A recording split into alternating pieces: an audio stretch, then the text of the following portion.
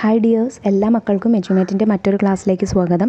ഇന്ന് നമ്മൾ എടുക്കുന്നത് വസ്ത്രത്തിൻ്റെ നാൾവഴികൾ എന്നുള്ള 5ാം ക്ലാസ്സിലെ സോഷ്യൽ സയൻസിലെ 4ാമത്തെ പാഠത്തിലെ പ്രധാനപ്പെട്ട ചോദ്യങ്ങളാണ് കേട്ടോ. പരീക്ഷയ്ക്ക് വരാൻ സാധ്യതയുള്ള ചോദ്യങ്ങളാണ് എടുക്കുന്നത്. ഓണം എക്സാമിൻ്റെ റിവിഷൻ ബേസ് ചെയ്തുകൊണ്ടുള്ള ക്ലാസ്സാണ് കേട്ടോ.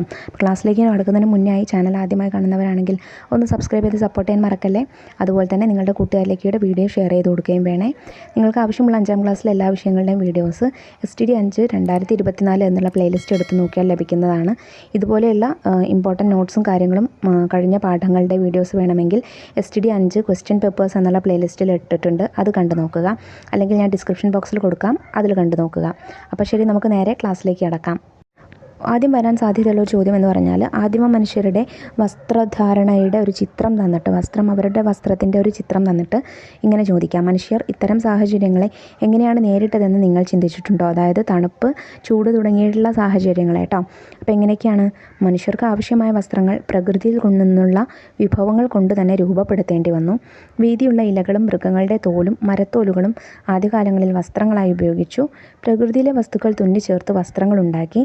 സസ്യങ്ങളിൽ നിന്നും മൃഗങ്ങളിൽ നിന്നും ലഭിക്കുന്ന നാരുകൾ വസ്ത്രനിർമ്മാണത്തിന് ഉപയോഗിച്ചു. അപ്പം ഇങ്ങനെയാണ് മനുഷ്യർ ആദ്യത്തെ കാലത്ത് തണുപ്പിൽ നിന്നും ചൂടിൽ നിന്നുമൊക്കെ രക്ഷ നേടിയിരുന്നത്. ഇനി അടുത്ത ചോദ്യം നോക്കൂ. വസ്ത്രം നമുക്ക് എങ്ങനെയെല്ലാം പ്രയോജനപ്പെടുന്നു? കൂടുതൽ കാര്യങ്ങൾ ഉൾപ്പെടുത്തി പട്ടിക പൂർത്തിയാക്കുക.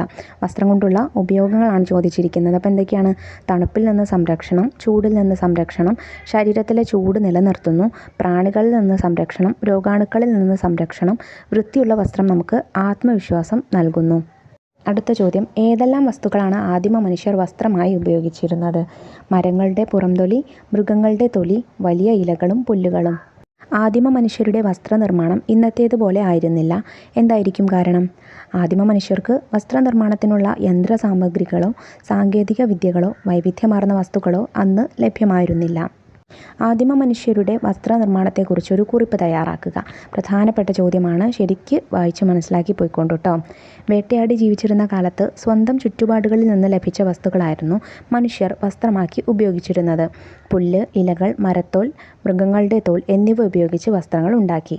മൃഗങ്ങളുടെ കൊമ്പ്, എല്ല് എന്നിവ സൂചികളാക്കി വസ്ത്രനിർമ്മാണത്തിനുള്ള ഉപകരണങ്ങളാക്കി.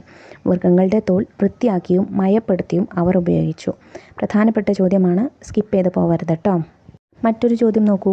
എന്താണ് നെയ്ത്ത്? നാരുകൾ കൂട്ടിച്ചേർത്ത് പിരിച്ച് നീളമുള്ള നൂലുകളാക്കി ഇത്തരത്തിലുള്ള നൂലുപയോഗിച്ച് തുണി ഉണ്ടാക്കുന്ന വിദ്യയാണ് നെയ്ത്ത്. ഇതൊരു 1 വേർഡ് ചോദ്യമായിട്ട് നമുക്ക് പ്രതീക്ഷിക്കാവുന്ന ക്വസ്റ്റ്യനാണ്. എന്താണ് കൈത്തറി തുണികൾ?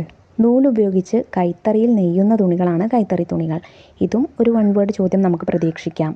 കേരളത്തിലെ പ്രധാന കൈത്തറി കേന്ദ്രങ്ങൾ ഏതൊക്കെയാണ്? കണ്ണൂർ, തിരുവനന്തപുരം ജില്ലയിലെ ബാലരാമപുരം, തൃശ്ശൂർ ജില്ലയിലെ കുത്താമ്പുള്ളി എന്നിവ പ്രധാന കൈത്തറി കേന്ദ്രങ്ങളാണ്.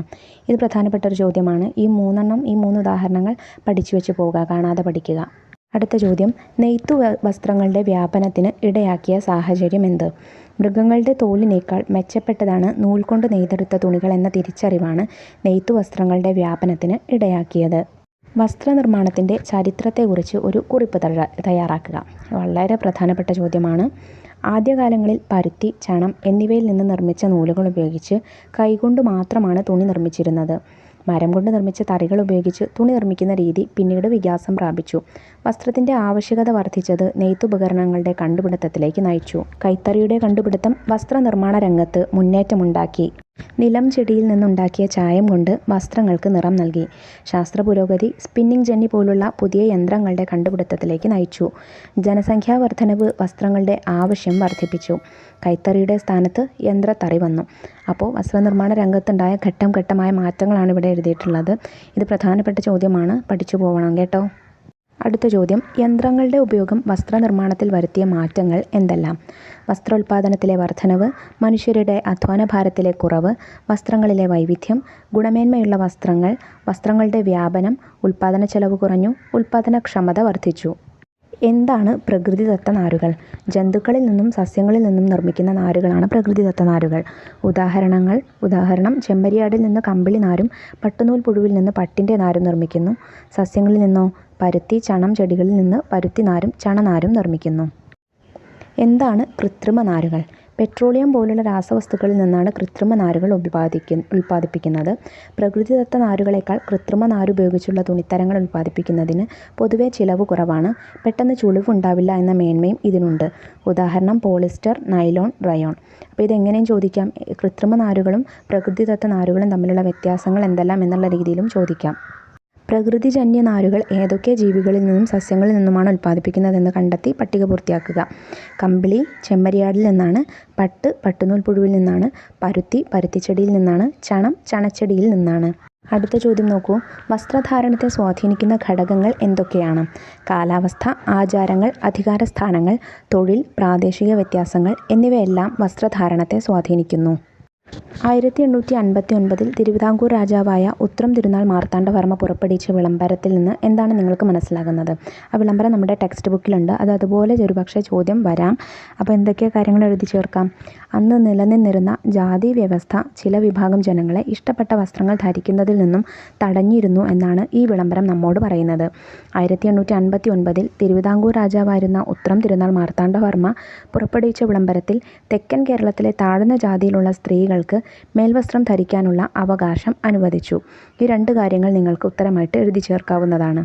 അടുത്തത് വളരെ പ്രധാനപ്പെട്ട ഒരു ചോദ്യമാണ്.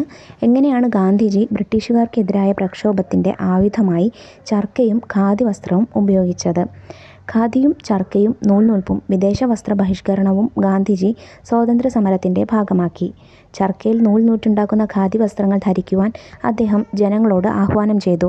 വസ്ത്രത്തെയും വസ്ത്രധാരണത്തെയും സമരായുധമാക്കിക്കൊണ്ട് അദ്ദേഹം സ്വാതന്ത്ര്യ സമരം ഒരു ബഹുജന പ്രക്ഷോഭമാക്കി മാറ്റി. സ്വദേശി പ്രസ്ഥാനത്തിൻ്റെ പ്രതീകമായി ചർക്ക മാറി. ഖാദി വസ്ത്രം ധരിക്കലും ഖാദി തൊപ്പി അണിയലും ദേശാഭിമാനത്തിൻ്റെ അടയാളമായി. ഇത് വളരെ പ്രധാനപ്പെട്ട ചോദ്യമാണ്. കാണാതെ തന്നെ പഠിച്ചു പോവുക. അടുത്ത ചോദ്യം നോക്കൂ. ഇന്നത്തെ വസ്ത്രധാരണത്തെ ശക്തമായി സ്വാധീനിക്കുന്ന ഘടകങ്ങൾ എന്തൊക്കെയാണ്? വ്യക്തിപരമായ മുൻഗണനകൾ, താൽപ്പര്യങ്ങൾ, സൗകര്യം, സൗന്ദര്യ സങ്കല്പങ്ങളിൽ വന്ന മാറ്റം, പരസ്യങ്ങൾ, സിനിമകൾ, ദൃശ്യമാധ്യമങ്ങൾ. അടുത്ത ചോദ്യം നോക്കൂ. വസ്ത്രനിർമ്മാണ രംഗത്തെ വിവിധ തൊഴിൽ മേഖലകൾ ഏതൊക്കെയാണ്? നെയ്ത്ത്, നൂൽനൂൽപ്പ്, ചായം മുക്കൽ, ഡിസൈനിങ്, എംബ്രോയ്ഡറി, തുന്നൽ, വസ്ത്രാലങ്കാരം. ഉപയോഗിച്ചതും ആവശ്യമില്ലാത്തതുമായ വസ്ത്രങ്ങളെ എങ്ങനെ ഉപയോഗപ്രദങ്ങളായ സാമഗ്രികളാക്കി മാറ്റാം?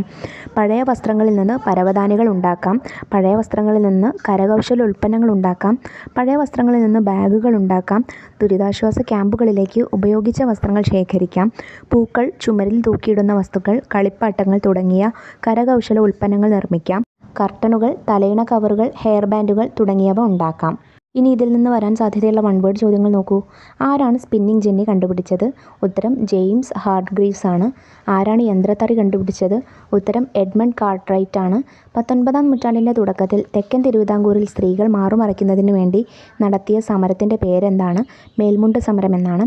എന്നാണ് ദേശീയ കൈത്തറി ദിനം? ഓഗസ്റ്റ് 7 ആണ്. അപ്പോൾ ഇത്രയും ചോദ്യങ്ങളാണ് വസ്ത്രത്തിൻ്റെ നാൾവഴികൾ എന്നുള്ള പാഠത്തിൽ നിന്ന് വരാൻ സാധ്യതയുള്ള പ്രധാനപ്പെട്ട ചോദ്യങ്ങൾ. ഞാൻ പ്രധാനപ്പെട്ടതാണെന്ന് പറഞ്ഞത് കാണാതെ തന്നെ പഠിക്കണം കേട്ടോ. മറ്റ് വിഷയങ്ങളിലെ വീഡിയോകൾ നമ്മൾ വൈകാതെ അപ്ലോഡ് ചെയ്യുന്നതാണ്. ആ വീഡിയോസ് കിട്ടുന്നതിന് വേണ്ടി ചാനൽ ഒന്ന് സബ്സ്ക്രൈബ് ചെയ്യാനും തൊട്ടടുത്തുള്ള ബെല്ലൈക്കണിൽ ഓൾ ബട്ടൺ പ്രസ് ചെയ്ത് വയ്ക്കാനും മറക്കരുതേ. അപ്പോൾ ശരി, അടുത്ത ക്ലാസ്സുമായി നമുക്ക് വീണ്ടും കാണാം. താങ്ക്